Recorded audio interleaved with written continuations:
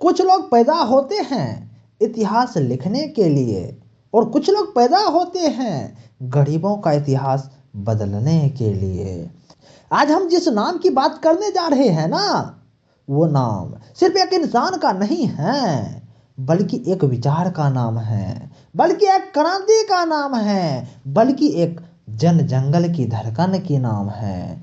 जननायक कर्पूरी ठाकुर की नाम है। वो नेता जो मिट्टी से उठकर सत्ता की कुर्सी तक पहुंचा, लेकिन कुर्सी को कभी अपने सिर पर चढ़ने नहीं दिया। हेलो दोस्त, सबसे पहले मेरा परिचय, मेरा नाम रंजित भैया। दोस्त, मैं आज आपको जननायक कर्पूरी ठाकुर का संपूर्ण कथा कहानी बताना चाहूँगा। तो सर इसलिए वीडियो को धैर्य से देखिएगा, और यदि वीडियो पसंद आए तो आप इस वीडियो को like, comment, subscribe and share जरूर करिएगा। तो सर चलिए करते हैं हम अपनी कहानी की शुरुआत। सर हम अपनी कहानी का शुरुआत करना चाहेंगे जननायक कर्पूरी ठाकुर की मिट्टी, गरीबी और मजदूरी से लेकर सत्ता तक की कहानी। तो दोस्तों, समय था 1924। जगह बिहार का छोटा सा गांव पितौंधिया। एक गरीब नाई परिवार में जन्मे कर्पूरी ठाकुर ने बचपन ही नहीं देखा, उन्होंने सिर्फ संघर्ष देखा। दिन में खेतों में मजदूरी क्या करते, रातों में मिट्टी के चिराग तले पढ़ाई क्या करते। कपड़े फटे हुए लेकिन इरादा लोहे जैसा मजबूत था। उनके पिता कहते थे, बेटा गरीब से लड़ना है ना तो लोगों के लिए लड़ना पड़ेगा, लोगों के लिए लड़ना पड़ेगा। और कर्पूरी जी ने ये बात अपनी दिलों पर ऐसी बिठा ली कि आगे चलकर वही उनकी ताकत बन गई।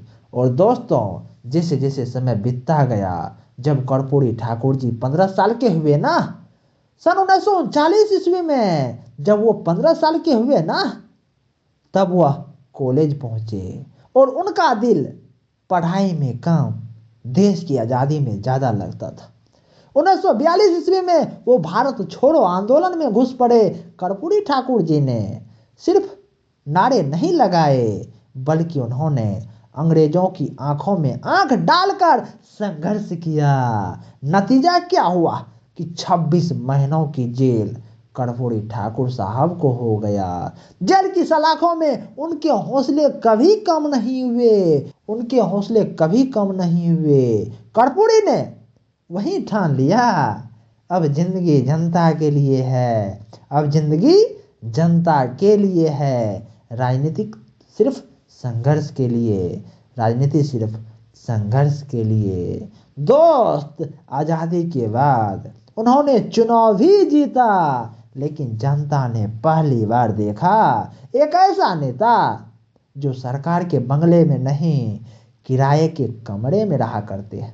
एक ऐसा नेता जो भाषणों में नहीं, गांव की धूलों में मिलता है। कर्पूरी जी के पास न दौलत थी, न गाड़ी थी, लेकिन उनकी ईमानदारी राजनीति में भूचाल ला देती थी, भूचाल ला देती थी। अब दोस्त हम जान लेते हैं कि जननायक कर्पूरी ठाकुर जी का शराबबंदी को लेकर क्या बहादुरी और क्या जोखिम भरी कहानी रही है।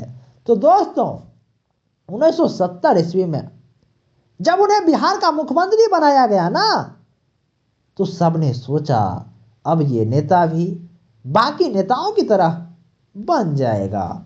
लेकिन कर्पूरी ठाकुर ने पहला बार फैसला लिया पूरे बिहार में शराबबंदी का। सरकार को करोड़ों का नुकसान हुआ, लेकिन कर्पूरी ठाकुर का जवाब था, नुकसान सरकार का हो तो चलेगा, नुकसान सरकार का हो तो चलेगा, लेकिन नुकसान गरीब की जिंदगी का नहीं होना चाहिए, लेकिन नुकसान गरीब की जिंदगी का नहीं होना चाहिए। एक नेता के अंदर इतनी हिम्मत, एक नेता के अंदर इतनी हिम्मत उस समय कल्पना से बाहर था, कल्पना से बाहर था। और 1978 ईस्वी में उनके जीवन का सबसे बड़ा फैसला कर्पूरी ठाकुर ने आरक्षण नीति से लिया। और दोस्त अब हम जान लेते हैं कि कर्पूरी ठाकुर साहब आरक्षण को लेकर गरीब की सिसकियों को आवाज देने में कैसे अपना अहम भूमिका निभाए। तो दोस्तों, 1978 ईस्वी में उनके जीवन का सबसे बड़ा फैसला भी आया। कर्पूरी ठाकुर आरक्षण नीति, वो आरक्षण सिर्फ एक नेता की नहीं थी, बल्कि वो गरीब पिछड़ों की सदियों की आवाज थी। वो क्रांति थी जिसने राजनीति की दिशा बदल दी। उन्होंने साफ साफ कहा, आरक्षण का मतलब जाति की लड़ाइयां नहीं हैं, बल्कि समान अवसर की लड़ाई है। उनके इस फैसले को लेकर पूरे बिहार दो हिस्सों में बंट गया। एक तरफ वो लोग कहा करते थे जिन्हें लगा अन्याय हो रहा है, तो वहीं दूसरी तरफ वो लोग जिसका दर्द पहली बार किसी ने समझा। विरोध इतना बढ़ा कि उनकी कुर्सी तक हिल गई, लेकिन कर्पूरी ठाकुर पीछे नहीं हटे। उन्होंने कहा, अगर कुर्सी जाती है तो जाने दो, अगर कुर्सी जाती है तो जाए, लेकिन गरीबों का हक नहीं जाने दूंगा, गरीबों का हक नहीं जाने दूंगा। और दोस्त, वे जब सीएम बने ना, तो उन्होंने मंत्रियों को चेतावनी दी, किसी ने यदि भ्रष्टाचार किया तो मैं उन पर पहला एफआईआर खुद दिखाऊंगा, खुद लिखवाऊंगा, ऐसा कर्पूरी साहब कहा करते थे। उन्होंने नेताओं की चमकदार संस्कृति तोड़ी। नो गार्ड, नो काफिला, नो चर्चा, नो खर्चा, नो सरकारी खजाने से एक पैसा भी अपनी जिंदगी पर नहीं लगाया। आज के समय में ऐसा नेता शायद कल्पना से बाहर हैं, कल्पना से बाहर हैं। और दोस्त, कर्पूरी ठाकुर सिर्फ नेता नहीं, एक स्वाभिमानी गरीबों का प्रतीक थे। न उनके पास न महल थे, न बैंक बैलेंस, न चमक दमक, न होटल, न विदेश यात्राएं। उनके पास बस और बस एक ही चीजें थी, ईमानदारी। और उस ईमानदारी का कद इतना बड़ा कि दुश्मन भी सम्मान करते थे। लोग उन्हें जननायक कहने लगे, क्योंकि वे सच में जनता के नायक थे। और दोस्तों, 17 फरवरी 1988 ईस्वी को, वो दिन जब देश ने एक सच्चा नेता खो दिया, सच्चा नेता खो दिया। उनकी मौत पर न बड़े आयोजन हुए, न लाखों का इंतजाम हुए, लेकिन हर गरीब की आंखें नम थी, क्योंकि कर्पूरी ठाकुर ने सिर्फ हक नहीं दिया गरीबों को, बल्कि सम्मान देने का भी काम किया। आज जब राजनीतिक चमक, पैसा और प्रचार का खेल बन चुकी है, तो कर्पूरी ठाकुर जैसे नेता याद दिलाते हैं कि असली राजनीति जनता की मिट्टी से होती है, जनता की मिट्टी से बनती है, न कि सत्ता की कुर्सियों से।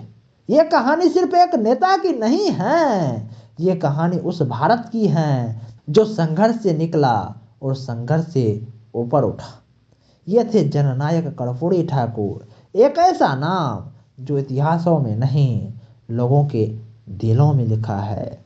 तो दोस्त, यदि आपको ये वीडियो पसंद आया होगा, आपको यदि कहानी अच्छा लगा होगा, तो आप इस वीडियो को लाइक, कमेंट, सब्सक्राइब और शेयर जरूर कीजिएगा। और आप जननायक कर्पूरी ठाकुर के बारे में क्या सोचते हैं, कमेंट में अपना राय देकर जरूर कीजिएगा। जय हिंद, जय भारत दोस्त।